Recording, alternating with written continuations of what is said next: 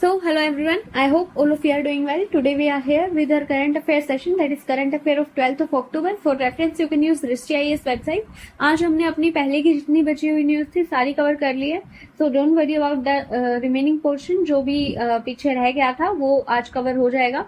Also आज के जो क्वेश्चन है I'll be mentioning in the Telegram group. You can use the Telegram group for that. यहाँ पर हम उन्हें सोल्व नहीं करेंगे ताकि थोड़ा सा टाइम का मैनेजमेंट हो जाए मेरा भी. So let's start with our very first news, that is about single and double deflation. So ये जो हमारी न्यूज है ये कॉन्टेक्स्ट में थी बेस ईयर को लेकर कि बेस ईयर को रिवाइज करने की बात करी जा रही है.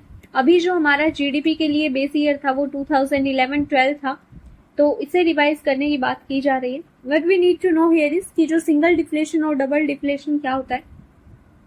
सो बेसिकली अगर हम बेस ईयर की बात करते हैं तो हाउ डज इट वर्क कि अगर हमारा बेस ईयर 2011-12 है तो हम प्राइस डिफ्लेटर यूज करते हैं ये पता करने में. और अगर हम आज की अगर बात करते हैं कि आज हमारी कोई चीज 80 रुपीज की अगर है और वो 11-12 में अगर मान लिया हमारे पास 60 रुपए की थी, तो यहाँ पर हम प्राइस डिफ्लेटर का यूज करते हैं ताकि हमें पता लग सके कि जो महंगाई है वो कितनी बड़ी है. या फिर हम बोल सकते हैं कि अगर हमारे जो प्रेजेंट के प्राइसेस हैं उन्हें पास्ट में हम एक जो हमने फिक्स किया है कि हाँ इससे कंपैरिजन करके हम देखेंगे, तो उसकी स्टडी करने में ये हमें हेल्प करता है. तो सिंगल डिफ्लेशन की अगर हम बात करते हैं तो ये बात करता है कि अगर हमारे पास एक ही प्राइस है इनपुट के लिए भी और आउटपुट के लिए भी, दोनों के लिए अगर हम एक ही प्राइस डिफ्लेटर का यूज कर रहे हैं तो उसे हम बोलते हैं सिंगल डिफ्लेशन. वही डबल डिफ्लेशन की अगर हम बात करें तो जो मटेरियल जो रॉ मटेरियल है जो हमने इनपुट में लगाया है, अगर उसके लिए हम एक अलग प्राइस डिफ्लेटर लेकर आ रहे हैं, वही जो हमें आउटपुट मिली है उसके लिए अगर हम एक अलग प्राइस डिफ्लेटर लेकर आ रहे हैं तो वो हमारा हो जाएगा डबल डिफ्लेशन. तो आपको बस यहाँ पे कॉन्टेक्चुअल अंडरस्टैंडिंग थोड़ा सा होना चाहिए. Coming to our next news, that is about prison manual. तो अभी सुप्रीम कोर्ट ने जो हमारे कॉलोनियल स्टीरियोटाइप्स थे प्रिजन मैनुअल्स में, क्योंकि हमारे जो प्रिजन मैनुअल हैं उन्हें रिवाइज नहीं किया गया है, वो अभी जो कॉलोनियल टाइम से थे वही चले आ रहे हैं, तो वो लीगेसी अभी बनी हुई है. तो वहां पे जो स्टीरियोटाइप्स थे उन्हें स्ट्रक ऑफ करने की बात करी है अभी सुप्रीम कोर्ट ने. बेसिकली क्या क्या प्रोविजंस ऐसे हैं जो अभी तक चले आ रहे हैं उनकी अगर हम बात करें तो हमारा क्रिमिनल ट्राइब्स एक्ट होता था, हालांकि इसे अब हटा दिया गया है, रिमूव कर दिया गया है. लेकिन बेसिकली ये जो हमारा एक्ट था ये क्या करता था कि कुछ हमारे पास जो ट्राइब्स थे उन्हें बाय बर्थ डिक्लेयर कर दिया जाता था क्रिमिनल, कि वो बाय बर्थ मतलब वो जन्म से क्रिमिनल है ऐसा डिक्लेयर किया जाता था. तो अब गवर्नमेंट ने क्या किया था कि यही जो हमारे प्रिजनर्स, यही जो हमारे ट्राइबल्स थे, इन्हें गवर्नमेंट ने क्रिमिनल ट्राइब्स ना डिक्लेयर करके इन्हें डीनोटिफाइड ट्राइब्स डिक्लेयर किया था ताकि हम इनके बेटरमेंट के लिए अलग से कुछ इनिशिएटिव्स ले सके.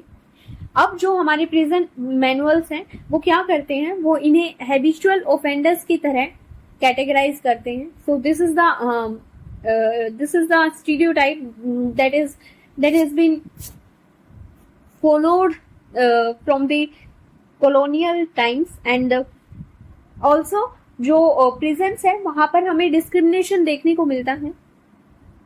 फॉर एग्जाम्पल अगर कोई SC या ST कम्युनिटी से है तो उसे अगर मान लिया उसे टॉयलेट्स में रखा जा रहा है, वहीं जो हमारे हायर कास्ट के जो हमारे प्रिजनर्स होंगे उन्हें हम रख रहे हैं किचन्स में. इसके अलावा जो उन्हें काम दिया जाएगा जेल में करने के लिए वो उन कामों में भी डिफरेंस होगा based on their caste identities. Untouchability को फेस करना पड़ता है हमारी जो लोअर कास्ट है. तो ये हमारे कुछ ऐसे जो स्टीरियोटाइप्स हैं जो अभी तक चले आ रहे हैं जिनकी वजह से प्रिजनर्स को जो कि लोअर कास्ट हैं उन्हें डबल सफर करना पड़ता है. So this is the context here. Coming to our next news, mains perspective से हल्का सा इंपॉर्टेंट हो जाता है, कहीं पे मेंशन करने के काम आ जाए तो अलग बात है. Coming to our next news, that is about Biplab Sharma committee. तो ये जो हमारी कमेटी है ये बेसिकली बैठाई गई थी कि 6th क्लोज जो है हमारा असम अकॉर्ड का उसे इम्प्लीमेंट कर सके. अब अगर हम असम अकॉर्ड की बात करते हैं तो ये बेसिकली हमारा ये अकॉर्ड बात करता है जो हमारा आसाम का रीजन है वहां पर हम पीस कैसे एस्टेब्लिश कर सकते हैं, उसके लिए हमारी जो गवर्नमेंट है इसके अलावा हमारी जो आसाम की हमारी जो यूनियन गवर्नमेंट है, हमारी जो स्टेट गवर्नमेंट है, इसके अलावा जो हमारी आसाम के स्टूडेंट यूनियन, या जो आप बोल सकते हो स्टूडेंट यूनियन आप बोल सकते हो, wait minute, let me write somewhere else,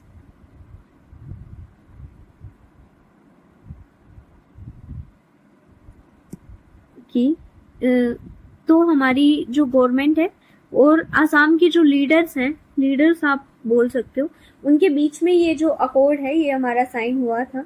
so this you need to remember here. वहां पर पीस एस्टेब्लिश करने के लिए ये हमारा था.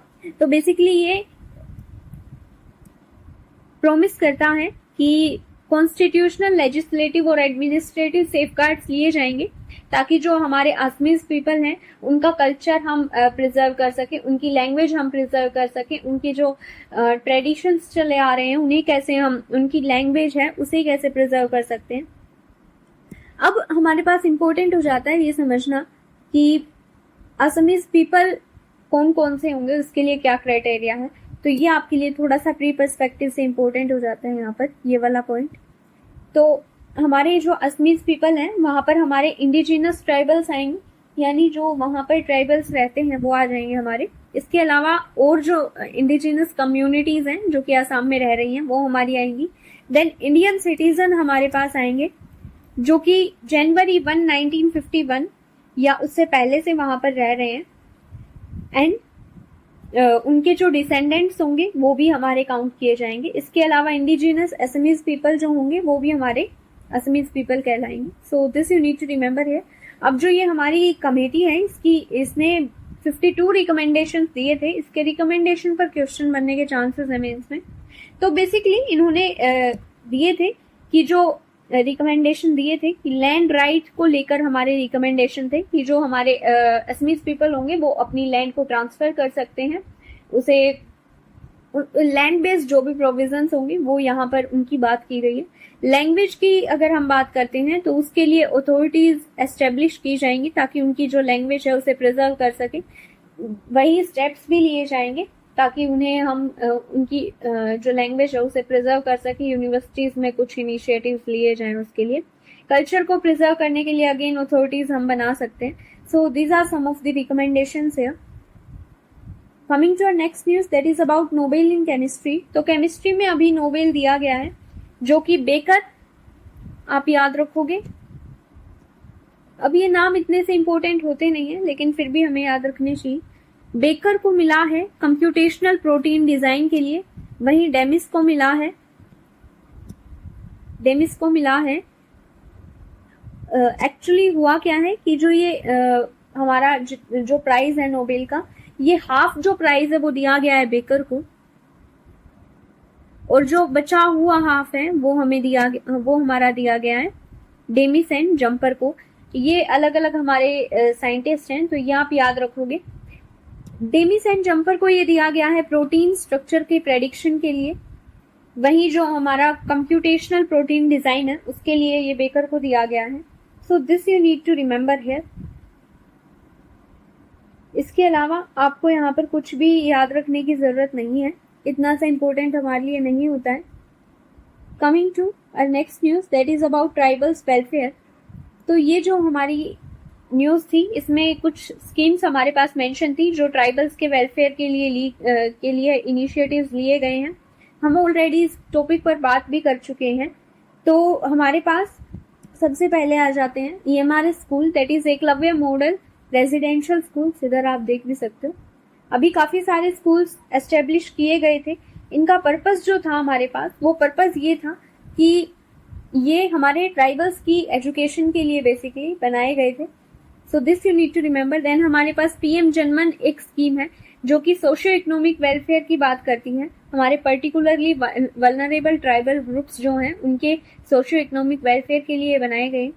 इसके अलावा जो हमारे पास PVTG है अभी वो अप्रोक्स 75 कुछ है. So this you need to remember here. Then हमारे पास एक स्कीम है दाजुबा. अब ये जो धरती आबा है ये हमारा बिरसा मुंडा के लिए यूज किया जाता है.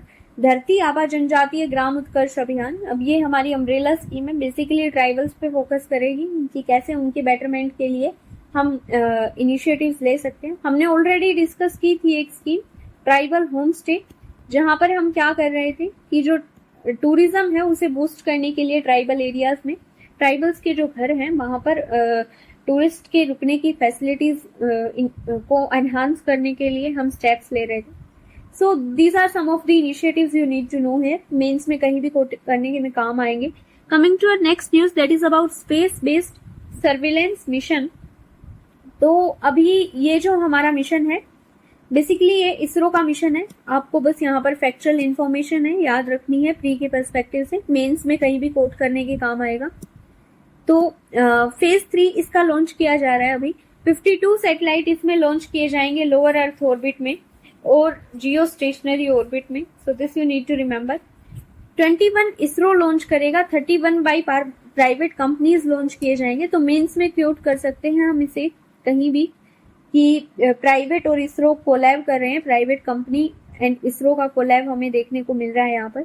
लैंड और मैरीटाइम अवेयरनेस के लिए ये होंगे कि वहां पर हम सर्विलेंस कर पाए एक्टिविटीज का, मिलिट्री और सिविलियन दोनों पर्पज में इसे यूज किया जाएगा। Coming to our next news that is about national agricultural code. अब जैसे हमने ऑलरेडी बात की है, हमारे पास एक नेशनल बिल्डिंग कोड है जो कि बिल्डिंग कंस्ट्रक्शन के लिए जो हमारे स्टैंडर्ड्स हैं उन्हें एस्टेब्लिश करता है। वहीं हमारे पास कोड है नेशनल इलेक्ट्रिसिटी। तो उन्हीं की लाइन पे हमारा ये बनाया गया है। BIS bureau of Indian standards जो कि हमारी स्टैच्यूटरी ऑर्गेनाइजेशन है BIS एक्ट के अंडर में, वो यहाँ पर ये स्टैंडर्ड डिक्लेयर करेगी। स्टैंडर्डाइज फ्रेमवर्क हम यहाँ पर डिक्लेयर करना चाह रहे हैं एग्रीकल्चरल प्रैक्टिस के लिए कि फील्ड में जितनी भी एक्टिविटीज हैं, फॉर एग्जांपल सोइल की हेल्थ हो गई या फिर इरिगेशन से रिलेटेड हो गया, जितनी भी वहाँ पे हमारे जो एक्टिविटीज हैं वहां से लेकर स्टोरेज तक की जितनी भी एक्टिविटीज हैं उनके लिए स्टैंडर्ड्स डिसाइड किए जाएंगे।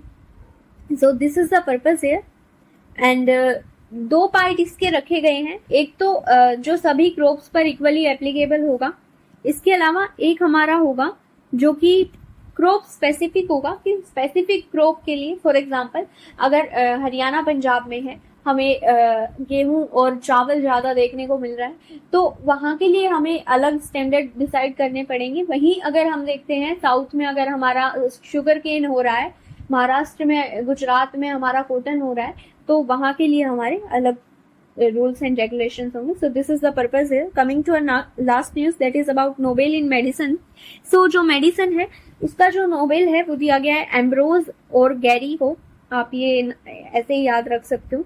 इसके अलावा जो ये नोबेल दिया गया है ये बेसिकली दिया गया है माइक्रो RNA की डिस्कवरी के लिए और इसके रोल के लिए कि ये क्या रोल प्ले करता है पोस्ट ट्रांसक्रिप्शनल जीन रेगुलेशन में। बेसिकली अभी हम देखते हैं ये कैसे, इसके लिए आपको एक चीज समझनी है कि जो DNA है वो RNA में कन्वर्ट होता है हमारा mRNA में, इसे हम बोलते हैं ट्रांसक्रिप्शन। देन जो ये हमारा mRNA होता है ये हमारा प्रोटीन में कन्वर्ट होता है। किसकी हेल्प से कन्वर्ट होता है? ये यहाँ पर हेल्प लगती है हमें tRNA की, जिसे हम बोलते हैं ट्रांसफर RNA, और ये जो प्रोसेस होता है ये हमारा ट्रांसलेशन कहलाता है, ये जो हमारा प्रोसेस होता है ये ट्रांसलेशन कहलाता है। So this much you need to know here. अब इसे देखो, ये जो डायग्राम है यहाँ से समझ आएगा आपको कि DNA था हमारा, DNA से हमारा mRNA बना। ये अब होगा क्या कि mRNA का जो ये सीक्वेंस है हमारा, इस सीक्वेंस में से हमारे जो ये पेयर हैं ये आके इस tRNA में हमारे जो अटैच होते जाएंगे, इधर से अटैच होंगे ये, इधर से जो हमारा tRNA है ये हमारा प्रोटीन का सीक्वेंस बनाता जाएगा। सो this is the basic working. आपको ज्यादा डीप में जाने की जरूरत नहीं है, मैं बस यहाँ पर आपको थोड़ा सा ब्रीफ दे रही हूँ। तो इतना सा, क्योंकि ये बहुत ये बायोलॉजी में जाता है प्रॉपर, तो ये आपको समझने की जरूरत है कि डीएनए से एमआरएनए बना, देन ट्रांसफर आरएनए की हेल्प से हम क्या बना रहे हैं, अमीनो एसिड का सीक्वेंस दैट इज प्रोटीन बना रहे हैं। सो ये हमारा प्रोसेस होगा। अब होता क्या है, अगर हम माइक्रो आरएनए की बात करें तो वो बेसिकली कैसे एक्ट करता है, तो ये करेगा क्या, एमआरएनए, वेट अ मिनट, तो ये एमआरएनए करेगा क्या हमारा, सपोज ये हमारा जो है, सॉरी माइक्रो आरएनए, तो ये आप सपोज करो कि हमारा एमआरएनए है। अब अगर मान लो इसके इस पोर्शन पे आकर हमारा माइक्रो आरएनए अटैच हो जाता है, तो होगा क्या कि इस पूरे सीक्वेंस का जो बचा हुआ है इसका हमारे पास प्रोटीन बन जाएगा। वहीं ये जो पार्ट है हमारा, ये साइलेंट हो जाएगा, इसका जो ट्रांसलेशन है वो नहीं होगा। तो इसे हम बोलते हैं साइलेंसिंग एमआरएनए।